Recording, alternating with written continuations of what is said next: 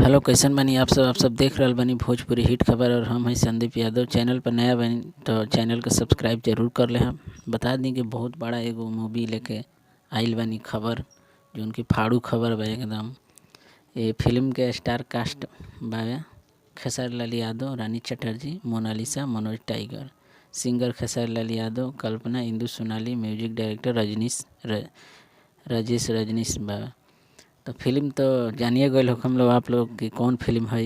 तो ये फिल्म है नागिन, उनकी बहुत सुपर हिट ब्लॉकबस्टर मूवी बा। तो ये वेब के चैनल 3 गो चैनल पर वेब के ये फिल्म 310 मिलियन क्रॉस कर चुकल बा। 3 से 4 चैनल वेब के पर रिलीज कइल गइल बा। बहुत मस्त मूवी बा।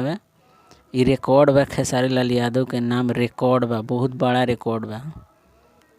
आज तक अभी तक एगो स्टार बावे, जौन स्टार के मूवी अभी तक 310 मिलियन अभी तक क्रॉस नहीं कैले। हमारा देखे से 100 मिलियन भी ओकर मूवी क्रॉस नहीं कैले, तब ओकर फैन चिल्लाता रह पागल हो गई बड़ा सन। तो ये रिकॉर्ड ओकनी से टूटे वाला नहीं खे। ओकनी के स्टार्स जौन बाणे कबो तोड़ नहीं खन सकत। ये रिकॉर्ड सपना में शायद तोड़ सकता ना, लेकिन हकीकत में ये रिकॉर्ड नहीं खे टूट सकत। इतना बड़ा रिकॉर्ड खेसारी लाल यादव बना दिला बने, ये ओकनी से 7 जन्म में भी ना टूटी। तो बहुत बड़ा खुशी बाबा ये खेसारी लाल यादव खातिर कि ऐसा फिल्म नागिन में काम कैले और ब्लॉकबस्टर हिट भइल। बहुत मस्त मूवी बा।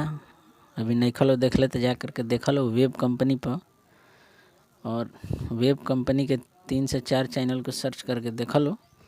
वही पर ये फिल्म हो गई बा 310 मिलियन क्रॉस। तो चलिए, खबर अच्छा लागल तो ज़रूर लाइक करें, कमेंट करके बताएं वीडियो कैसन लागल है ज़रूर। चलिए, थैंक यू।